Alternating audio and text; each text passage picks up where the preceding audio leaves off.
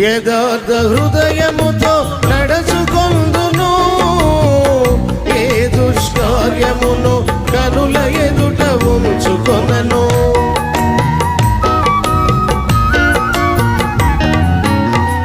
యథార్థ హృదయముతో నడుచుకొందును, ఏ దుష్కార్యమును కనుల ఎదుట ఉంచుకొనను.